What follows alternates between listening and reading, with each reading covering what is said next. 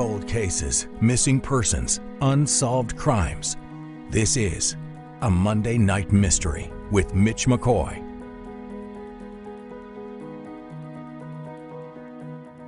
Hello, and thanks for joining us tonight. I'm Mitch McCoy on KARK.com, Fox16.com, and of course on all of our social media sites. I appreciate you joining us tonight because we have such an important case to discuss. And this case is one that has been circulating around small town Stuttgart for many years. It actually goes back more than 5 years, back to 2015, when Michelle Owens, let me show you her photo right here, vanished from a car wash. You could call it in downtown Stuttgart. And she hasn't been seen or heard of since. Let me tell you what we know about this case. She went missing on April 21st, 2015. She is considered by many an endangered missing person. She was 40 years old when she disappeared. She'd be 46 years old now. She's 5'6", 120 pounds. When she went missing, she had rainbow-colored clothing. And let me tell you something, guys. This case is so disturbing. The family telling me that she has a diminished mental capacity. And the family thinks that whoever they say kidnapped her, abducted her, used some of her handicaps to prey on her because they say that she's very verbal, she's very social, she's very dependent on others. And the family thinks that she was then kidnapped from a car wash near East 13th and South Main Street. I remind you that police, they haven't said that, but that's what her family thinks. And I want to get right to Miss Katherine Walker. This is Michelle's sister. Miss Walker, I am just, we were talking before the show started tonight, and some of the things you were sharing about your sister, about some of her diminished mental capacity, and then talking about her being so social. Walk us through what Michelle is like, and walk us through what's been going on the last few years. Okay, Michelle is a very friendly person. She loved everybody. Michelle talked to everybody. She don't have no hate for nobody. So I just don't understand how can somebody like Michelle come up missing. And the day she come up missing, like she went to church that day. After she went to church, she went to my auntie house. She talked to them for a while. Then they left, went out of town. She went back home. She called me. I talked to her for a while. I was at work. Then I said, Michelle, I'll call you back. When I get off work, so I called her back. She said she was good. She was good. That's the last time I talked to Michelle. Well, let me remind folks, if they're just joining us right now, that we are streaming live across all of our digital platforms here at KARK and Fox 16 because we want to bring Michelle Owens home. Her family misses her, and I want to invite people to join in on the conversation happening on social media right now. Feel free, use the hashtag Monday Night Mystery, and we will be sure to bring you in on the conversation here in just a few moments when we bring in the all-star panel to talk about this case. Ms. Katherine Walker, I know that you're looking forward to that conversation because this is an opportunity for us to really dive in to what law enforcement officers are likely doing in this investigation at this very moment. We bring in retired homicide detectives, former prosecutors. We're bringing in Joe Alexander here in a few moments. I want to go back to that day, though. You're talking about April 21st, 2015. You said that Michelle Owens went to her aunt's house and then went back to her own home. Was this within close walking distance? Oh, yeah, just right across the street. Okay, and so right across the street. And then where is Michelle's home compared to this car wash where she was last seen near the intersection of East 13th Street and South Main Street. How far of a distance is that? It's probably about like a 15-minute walk. A walk. Is it normal for Michelle to walk like that? I mean, Yeah. 15 minutes? Michelle walk all the time. She enjoyed being outside then? Yes. Okay. Is it your understanding at this point that you guys have reason to believe this is where she was taken from, or kind of walk me through how you came to that? Don't know where she got taken from, but that's where her phone ping at the car wash. So I don't know where Michelle got taken from. I don't. But you guys have reason to believe that whatever happened started transpiring at the car wash. Right. That's what the police said. That's last time her phone pinged right there. Is this normal for Michelle to maybe go off the grid for a couple of weeks? But I mean, nowhere near 6 years or 5 years. No, Michelle always answers her phone. Michelle always keep her phone on her. So no, nope. Okay, we're joined by Miss Katherine Walker because we're talking about her sister, Michelle Owens. Michelle Owens disappeared from a car wash in downtown Stuttgart.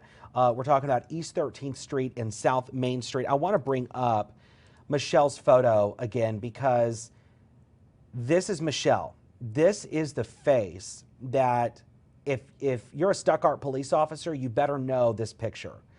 Because this is who law enforcement is looking for right now. If you have any information, you're asked to call Stuttgart PD or you're asked to call the Arkansas State Police.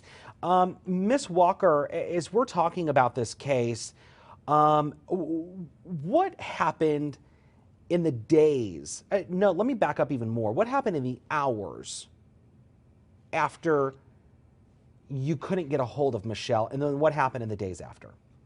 Okay, I couldn't get Michelle off the phone, so I went to my mama's house and asked my mom. I said, "Mom, have you seen Michelle?" She said, "No." I said, "Mom, been calling Michelle's phone and everything." So she didn't know. So I called my aunties, I called my sisters, and everything. So we all met at my mama's house, and we all about like 9 o'clock. We all went to the police station and told the police like we think Michelle missing because Michelle not answering her phone. It going straight to voicemail and everything. He had us worried because Michelle's phone never go to voicemail. Michelle always answers her phone and everything. Then like days after, we'd just like go places, look for her and everything, call people. We was doing so much. It was just so stressed out, and my mama just hurting from all this. This was at 9 p.m. the night of April 21st, 2015? Mm-hmm. And then what did Stuttgart PD tell you? They told us, I think they said it won't happen in 48 hours and everything. But I said, it don't make no sense because that's not Michelle. Michelle always answers her phone. Like, to me, they didn't care. If they would have did something about it, then, you know, we probably had more answers and everything. But they waited till like 2 days after. Before you could, I guess, start that missing person investigation? Right. Mm-hmm. This breaks my heart. You're looking at Michelle's photo at the bottom right-hand corner of the screen. She's missing tonight. Miss Katherine Walker, her sister, is joining us here now to talk about this case. What has it been like? It's been hard. It's been hard on the family because, you know, Michelle always be with the family, holidays and everything. She always at my auntie house. She always with my cousins. You know, it's weird because, you know, you want to call Michelle, what you doing? You're like, it's hard. It's really hard not Michelle not being around with the family.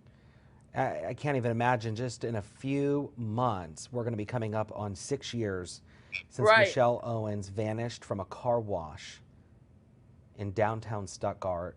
Police don't have, they're right in the middle of this case, and they need any information they can, any tips that they can, and you're asked to call Stuttgart PD if you have any information.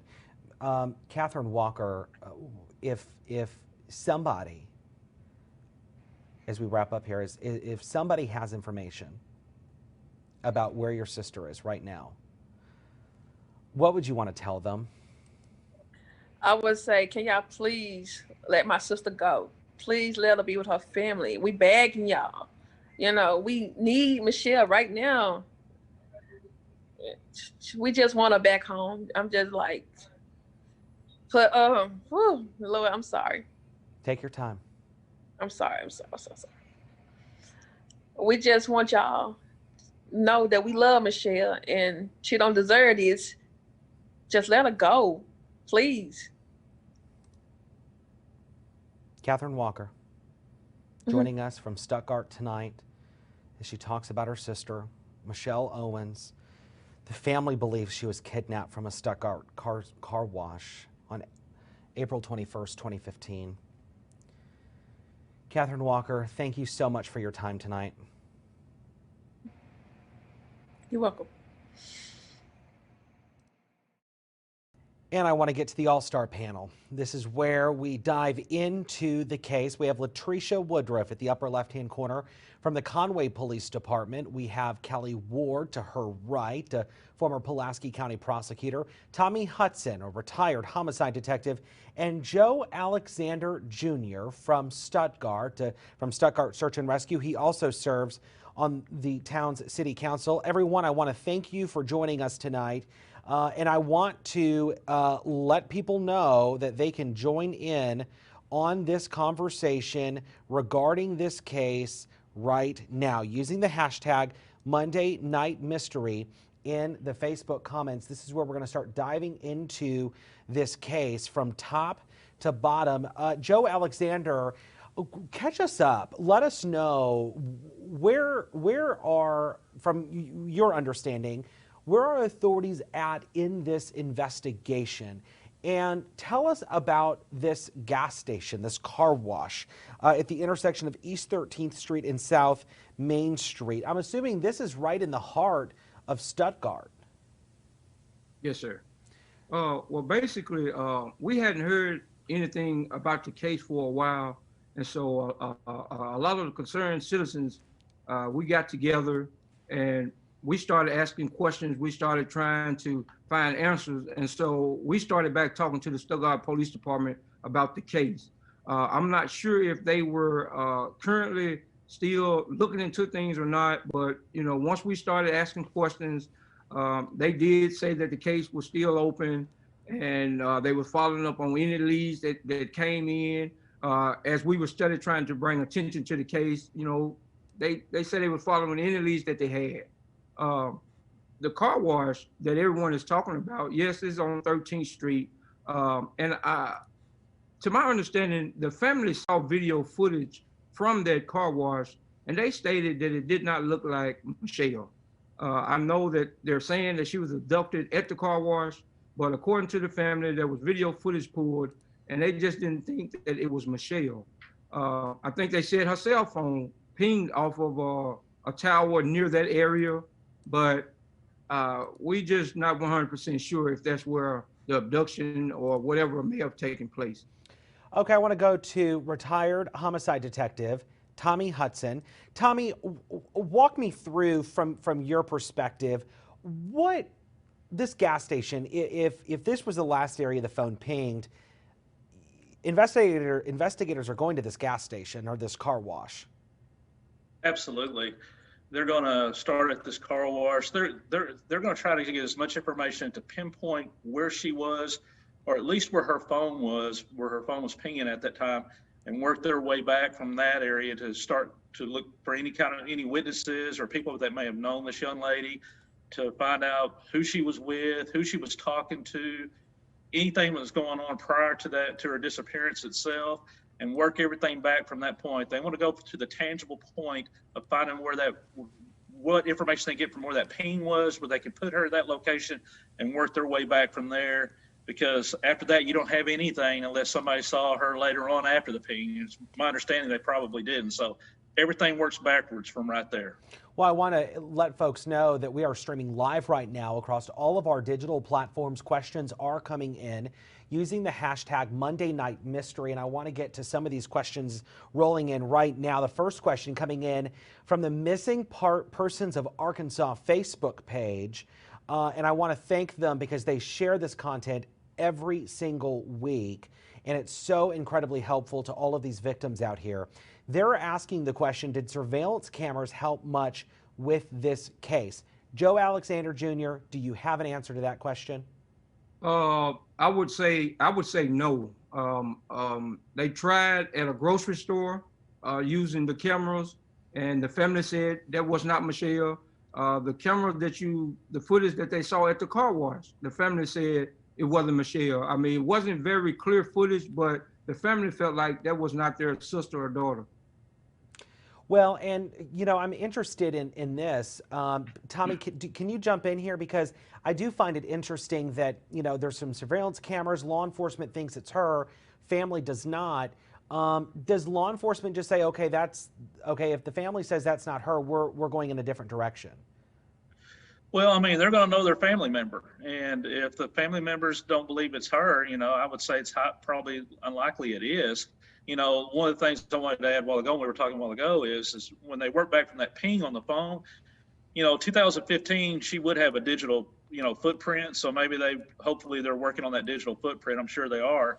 And, you know, getting into whatever kind of social media activity she'd been involved in, that texts that were going in, texts that were going out, phone calls in and out, tracking down those leads and from her phone records. And hopefully they could, you know, develop something from there. I mean, it's 2021 now. She's been missing close to 6 years, but that information is still out there. So I'm hoping that they went and looked at her, you know, her social media footprint to see if there's anything they can track from there. I would hope so too. And we got to get to some more questions here. Debbie, watching right now and is joining in on the conversation using the hashtag Monday Night Mystery.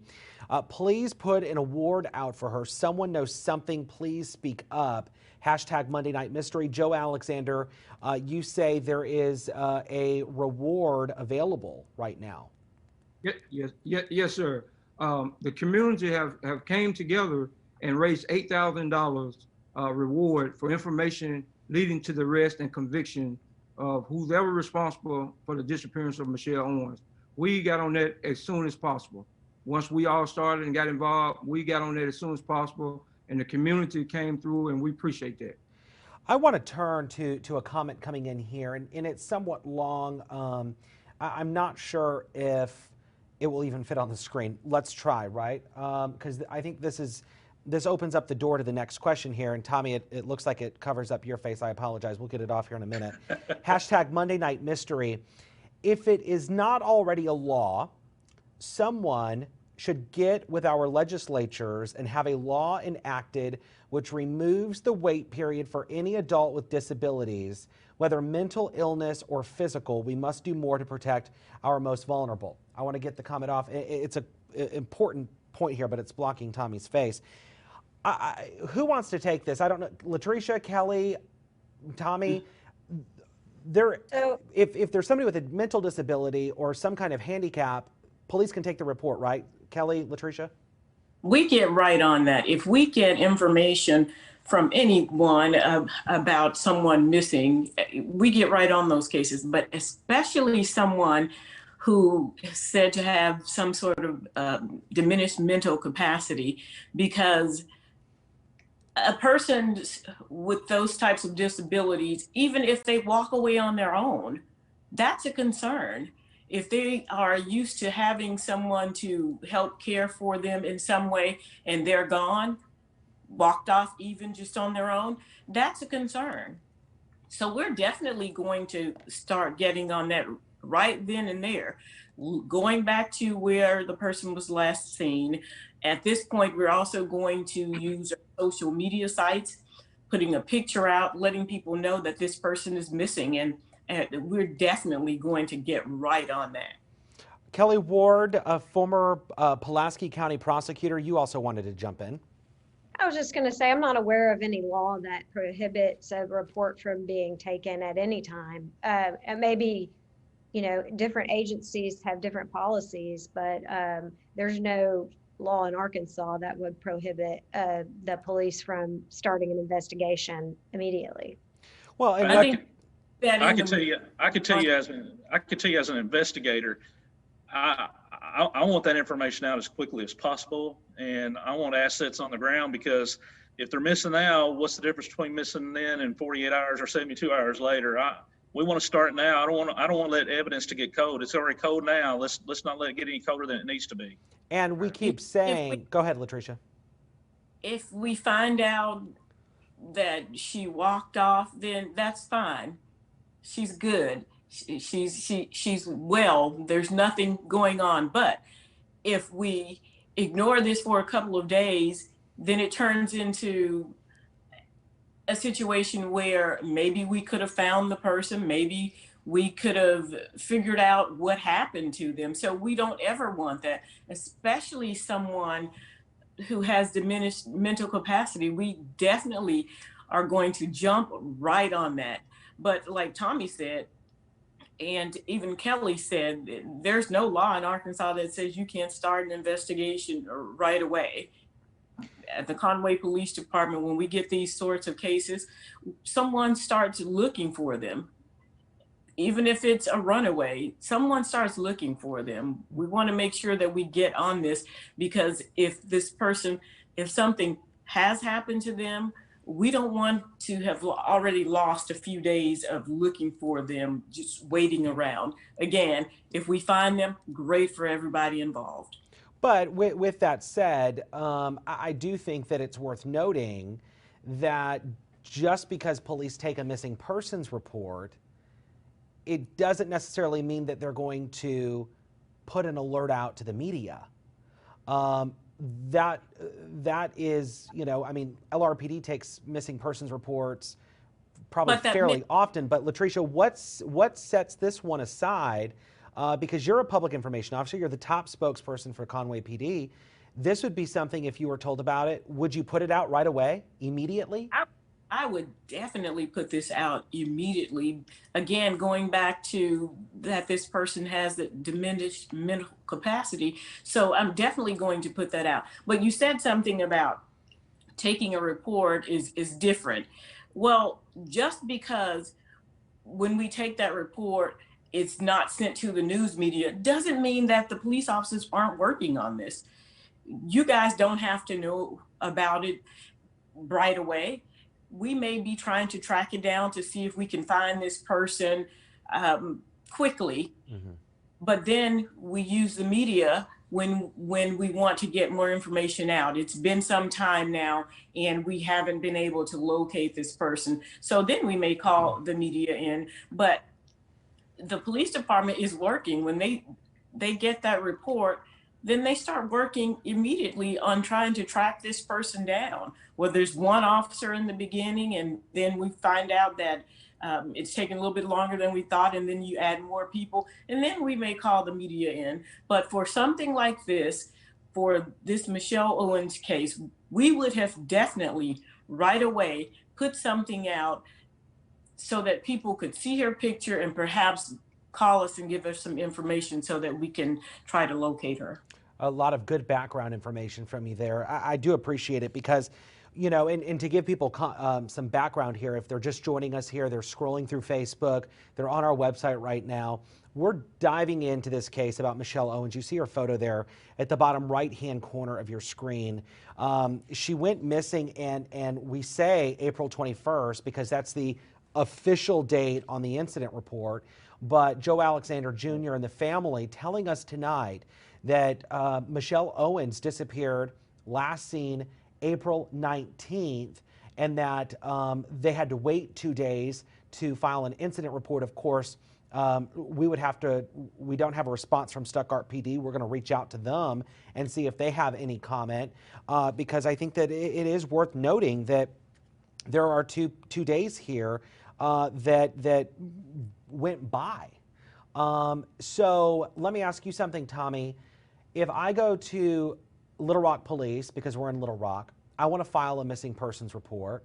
They say you have to wait 2 days. No, I will tell you, things here in especially the last few years, have gotten really better in law enforcement on taking missing persons report or silver alerts for elderly people that walk off, runaways. I know that the Arkansas Attorney General's office has a program that they work with law enforcement. I've actually attended some of these programs, and they're streamlining the process for reporting missing people, whether it's going to be somebody that they really think has been abducted, because that's what the problem law enforcement has to figure out sometimes. Is this somebody that is mad at somebody and they've left because they were mad? Is this somebody that we know foul play has occurred and they were kidnapped and something really tragic has happened here? You know, are they a runaway juvenile that runs away? So those things all play in, but what it comes down to is, I can tell you for the Little Rock Police Department, they're going to take the missing person report and they're going to initiate an investigation, whether it's a juvenile, adult, or an elderly person. The night that report's filed? Right. Okay. Yes. Yes. All right, we have that on the record. Okay, so important to note here, the Charlie Project, they talk about missing persons all the time. Great website, great resource of information. Their classification of this is an endangered missing person. Want to get to some more comments coming in here because they're rolling in pretty quick here. Monica, hashtag Monday Night Mystery. I heard law enforcement was involved. Is that true? Kelly Ward, former prosecutor, an incident report's filed. We know Arkansas State Police is involved. We know Stuttgart PD is involved in whatever capacity. There's a law enforcement presence involved in this investigation. Yes, absolutely. It sounds like from what we know that the state police took over the investigation and that they're currently working the case. Once that report is filed and once the investigation starts, it's kind of like what Tommy said. They're going to start talking to everyone that had any contact with her in the last day or weekend or 3 days before, and just work backwards, finding out where she had gone, who she was with, if she stopped off at the store, if she talked to anyone who might have been a stranger, and that other people weren't familiar with. So immediately, once they get the report, they're going to start working backwards from that last point. So at this point, I'm sure the state police is working the case and working the tips and the new information that comes in, and maybe still working some of that old information that was initially brought in by the Stuttgart PD. Well, and probably whenever a tip comes in, that goes to the top of the pile for them to check out. Let me bring in this question here, and I'm not sure if we can elaborate on this. And Tommy, you see it there on the bottom. Tommy, actually, if you want, help guide here, because Joe Alexander Jr. has, some of the case details, but I think, Tommy, we don't want to interfere with this investigation. Yeah, I would tell this Sherry that that's something that doesn't need to be put out on social media at this time. That's something that only the investigators need to know about, and they'll make that decision, whether it's Stuttgart or Arkansas State Police, if they want that information out, because we don't want to put anything out there. Obviously, something probably bad has happened here.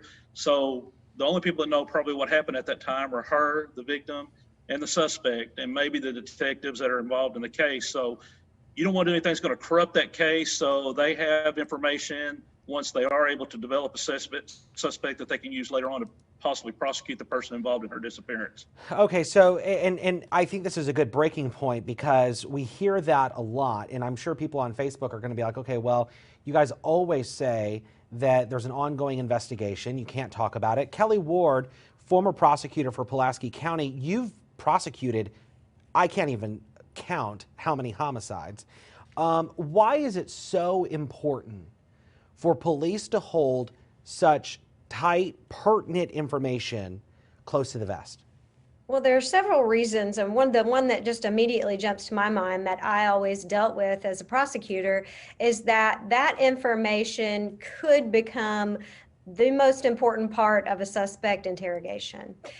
Once you have a suspect and your law enforcement officer, if you're Detective Tommy Hudson or if you're Sergeant Thomas Cole, and you go in to interview that person who's your suspect, and they start giving you details, about the case, you want to be, as a prosecutor, I want to be able to say, that suspect had that information because they are the person who committed the crime, because they were actually present when the crime occurred, not because they read it on Facebook or they saw it on the news. Several times I would read a defendant's confession and go back and comb through all your news media stories to see if that one or two pieces of information that they gave had ever been released to the media, and they hadn't in those cases, and that was how I was able to prove, that this was a good confession. This was not something that was a false confession, or it wasn't a misunderstanding and they just read information. Or if one of the main ways it comes out is if they tell someone about it. Well, a suspect talks to a friend and says, I've committed this homicide and here's how it went down. Those details would only be known by the perpetrator. And if the details are in social media or on the news, then you can't prove that the friend who comes forward is telling the truth, because the details could have been gained through a news story. Well, Mitch, there's no reason why the public and social media needs to know everything and all the inner workings of this case, what's the latest and everything that's going on. What they need to know is Michelle Owens is missing. She has not been seen since 2015. This is what she was last seen wearing. This is where we believe she was. This is what she looks like. Here's a picture of her. If you have any information, call us and let us know. If you believe you saw her, call us and let us know. If you have anything that you can add to this, call us and let us know. Those are the things that they need to know. Again, she's missing, where she was last seen, what she was wearing. Those are the things that you need to know. You don't have to have every little detail about this case in order to help solve this case. Again, they can't give all that information because it may be something that's pertinent to this investigation and you don't want to hinder what the investigators are doing. A lot of good background there, and I want to welcome folks in who are just joining us tonight. We're talking about Michelle Owens. She was last seen officially on April 21st, 2015, but her family says she went missing on the 19th of April, a Sunday, hours after going to church and being seen at a car wash in downtown Stuttgart, which is near the intersection of East 13th Street and South Main Street. We still have a few minutes left in our show tonight. A lot more questions to get to here as we are streaming live across all of our digital platforms. Certainly want to thank everybody who's joining us tonight. I want to get to another question here, and it's coming in through the comments using the hashtag Monday Night Mystery. There's another missing person from the same town that hasn't been found. Are you familiar with that case? And, I knew this was going to come up. The entire panel was on talking about Cassie Compton. She vanished from Stuttgart as well. Joe Alexander Jr. is part of the Stuttgart Search and Rescue. He's also on the town's city council. Joe, I'm not going to ask you to get involved here in our conversation, at least when it comes to this missing persons report and why it took 2 days, according to the family, because I think that's something that you are also working to find out since you are a representative of that town. But tell me about Cassie Compton, this young girl that vanished, and is there any connection at all? I mean, from what we understood, there was no connection, but maybe you know something we don't. Well, I can't say there's any connection or not. I don't think we've been able to figure that out at this moment. But strangely, this happened about 6 or 7 months apart. We just don't know. We really don't know. It's very concerning to the citizens of Stuttgart, though, to have 2 missing people within a short period of time like that. So it makes us wonder, could it have been related or not? We've been looking into actually both of the situations, and the team, when we search, we get information We basically deal with Cassie and Michelle's situation, and we're still looking for answers for both of them. Well, and you know, of course, as the town's representative, you are on top of all of these moving details. Tommy Hudson, this question is interesting, and I think maybe you could provide us some insight. Maybe LaTresha, you can too. Shelby wants to know, using the hashtag Monday Night Mystery, has the properties between the car wash and her residence been searched? Has the path been walked? This, I would hope, is one of the first few things that an investigator would do in the hours after beginning the investigation. Tommy Hudson, do you want to walk us through what happens when a missing persons report is filed? Yes, you know, especially under cases like this, the investigators will usually go out there and do what's called a neighborhood.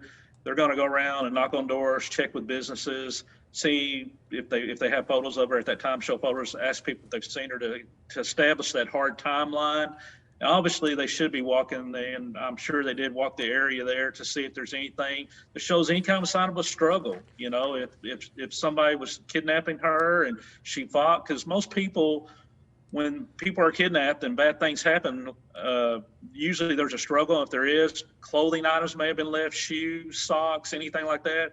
Hopefully they look for those kinds of things. Maybe they didn't find anything, you know, like that. There could be things where you just have to go outside the box sometimes. You just can't stay in Stuttgart. This could be something where somebody came through the town off Interstate 40 between Memphis and Little Rock, or California and the East Coast. And so you've just got to get as much information out that you can that won't jeopardize the case, and get help from people. Sometimes people, when they do these neighborhoods, I've had this happen in the past myself, people obviously are scared to come to the police sometimes, and they're like, you know, you talk to them, you're like, well, how come you didn't say something before? And the first thing sometimes people will say is, nobody asked me.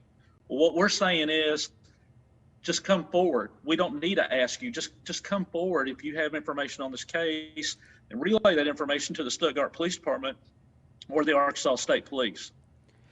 We're also going to be looking for any businesses or in that area that may have videos, have cameras in that area as well. I know he mentioned that they had looked at a few videos from certain businesses in that area, and they didn't believe it was her, but not just the places where she was last seen, but if she took a certain route from her house to wherever she was going, or, and we talked earlier before the show started about her walking a lot and riding her bike. Where are the areas she would walk and ride her bike in? Are there cameras up in those areas? So let's go back to those areas and check those cameras out and see if we see her on any camera, because if we do, maybe we can get a direction of travel based on what we saw off of those cameras. So they're not only going to be knocking on doors and talking to people, but being observant and seeing if there are any cameras in that area. I'm interested in Kelly Ward, former prosecutor. What happens if somebody, you know, maybe she went voluntarily, and she just doesn't want to be found? Are there charges that person that she's with could face, knowing that, according to the family, that she has a diminished mental capacity, that she's very verbal and very social, she's a slow learner, she's very dependent on others? That's according to the family. Could that person she's with face any charges? Not because she's an adult, the range of charges that would be available are very slim.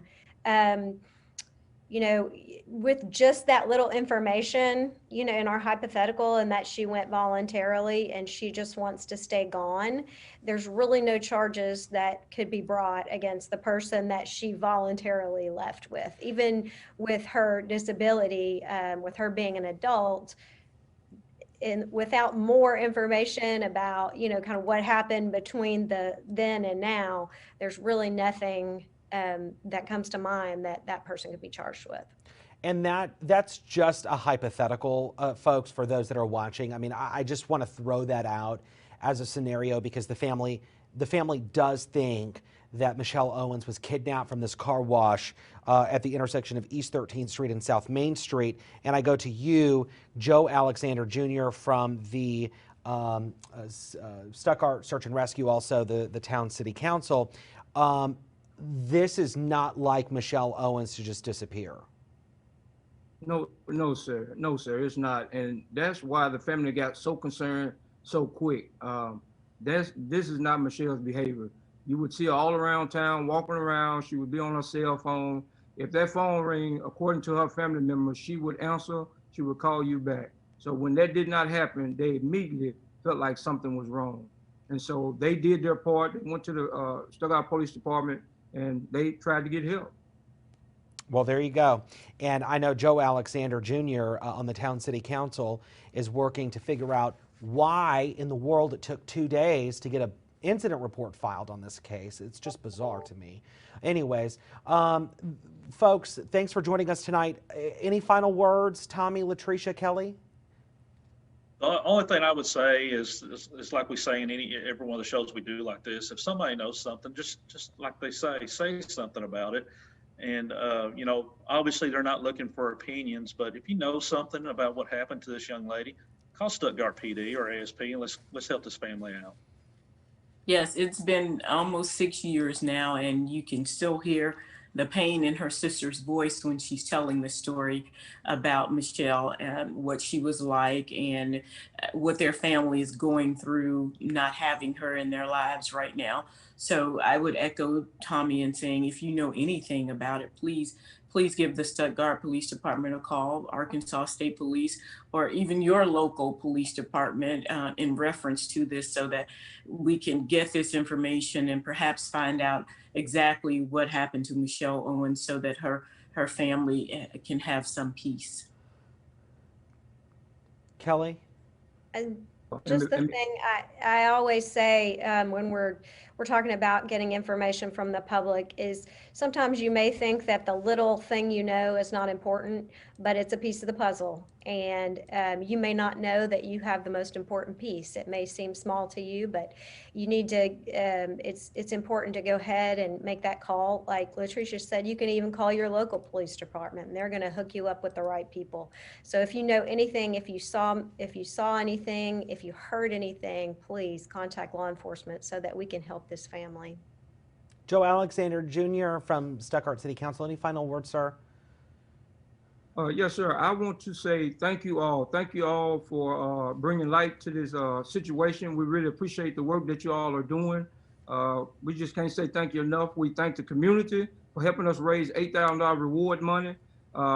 We just thank y'all so much, and we hope y'all continue to do the work that you're doing. Thank you.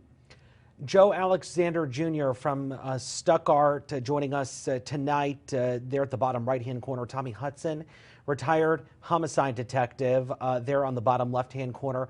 Above Tommy's video is Latresha Woodruff from Conway Police. She is a police communications expert.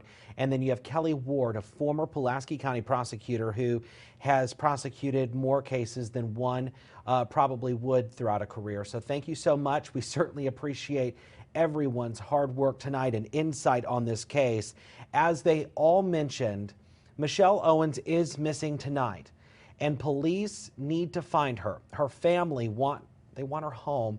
You see her photo there on the side of your screen, a phone number to STUTTGART PD as well. Their phone number is area code 870-673-1414. That again is 870-673-1414.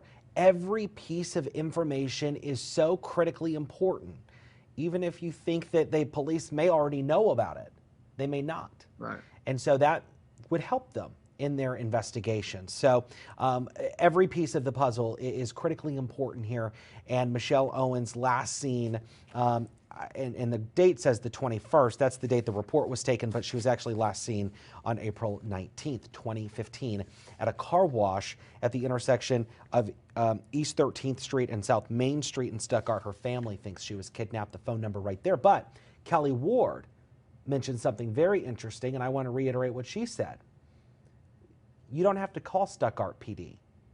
you can call Arkansas State Police. If you live in Little Rock, you can call LRPD and say, hey, I saw this missing woman. I have on the news. I have information about her. And they will forward that information over to the investigating agency. In this case, it would be State Police. So that is it for tonight. As we wrap up our first show of 2021, I want to thank you for joining us tonight.